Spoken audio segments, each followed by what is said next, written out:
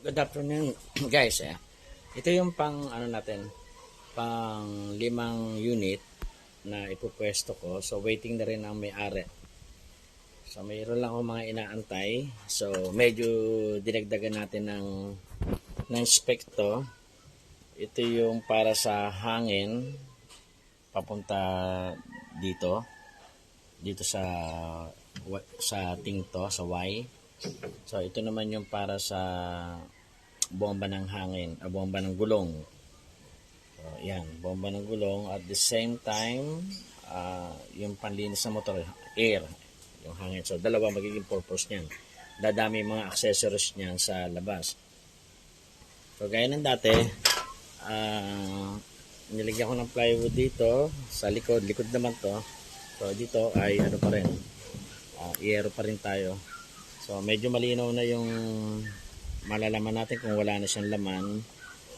So, dahil nga nasa likod ang opening natin, ito sa likod. So, nilagyan natin ng bagong, dyan tayo magre-refill, parang chiminea. Konektado connected yan dito. Ayan, maganda sa labas. So, yan pa rin, wala na nagbago. Successful naman yung 4 na unit natin nasa pwesto na.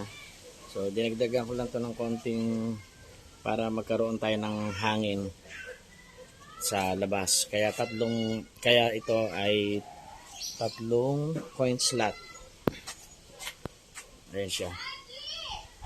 So, ikakabit ko pa yung yung hose rail natin dito at saka dito. So, ito yung loob. Ayan. Ayan ang loob natin, guys. Medyo maayos-ayos na. Medyo malinis na ng konti. At kasi nababago pa unti-unti. So, ito pa yung isa natin. Unit.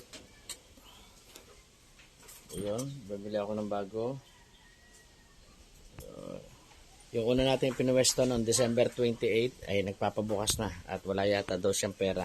So, bukas bubuksan ko. I-update ko kayo. So, yung isang motor na yun, dito natin ipupwesto. Mas pinakitid natin. Ito ay lang, sir, mga lang to. Ang sukat nito ay 40 cm lang to. 41 cm. Tapos ang haba nito ay 90 cm. So, mababa lang siya. Ang taas niya ay parang 4 feet ata to. Ang taas niya ay 120. Ayan. Dito natin ipupwesto yung mga coin slot. Mababa lang siya.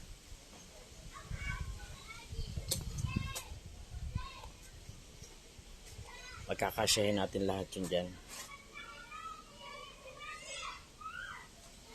Yun lang mga sir. At kung gusto mag-avail, paki-PM lang po ako. Ayan. Ganyan ang magiging setup natin. Heavy duty yan. Gawa ng ang mga ginamit natin dyan ay gauge 9 na yero. Tapos mga 1 and 1/2 na angle bar. Tapos yung sa loob, ginamitan din natin ng mga D1 na angle bar. Kaya heavy duty. Kaya pag nilalabas ko yan, binabaklas ko yung motor, binabaklas ko yung dapat baklasin para magaang ilabas. Kahit na sabihin mo may trolling ganun, yung lifter. So tinatanggal ko pa rin. Sinasakay ko pa rin sa tinatanggal ko yung ito. Tinatanggal ko to.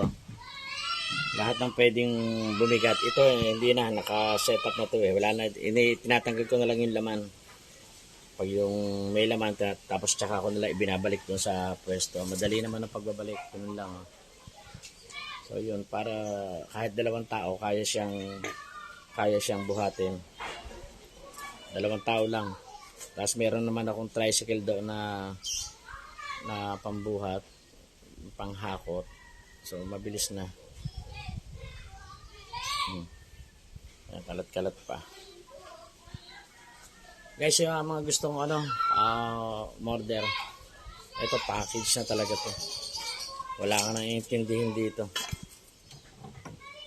Iko-connect na lang yan doon. No? Connected dyan. Pa-breaker, hindi pa tapos. Baka bukas, may natin pa ako isang pyesa. Kulang ako ang order. Pero yung mga host natin dyan, halos kompleto na. Yan na lang.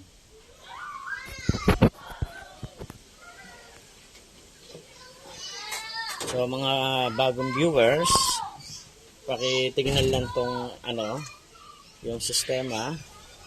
Hindi na po tayo magtitimpla-timpla ng shampoo. Ito po, punuin tayo ng shampoo to. Tapos yan, pagka napuno ng shampoo, bababayan dito. Ihigupin ng motor na to. Yan, yung motor na yan. Pagkahigop niyan, tatakbo yan dito sa loob. Pagtakbo niyan, kasi may tubig nga to, meron tong water stopper dito. Diyan, water stopper. So, popondohan natin to ng mga 250 ml. Kahit hindi 250 ml, kasi pagtagal naman, naiipon siya, papumi siya ng papumi. So, dire-diretso naman ang tubig natin dahil dito, connected dyan dito sa drum na to, tapos connected din dito sa ating basurahan. Ang tawag dyan. Yan mo na, ang tawag dyan. Anyway, so yan, hindi na tayo magre-refill. Lahat yan tested na, 4 na ipwesto natin ganyan. So far, malaki ang gastos din dahil 4 na unit na yon. So, wala pang ganong bumabalik. But tomorrow ay magbubukas tayo at nire-request nung pwesto na magbukas na raw. Yun lang. At kanina na-request ko na nga yung kabatch nito na ganito din, same unit, na-request ko na kanina. So na-i-upload ko na rin sa sa channel ko.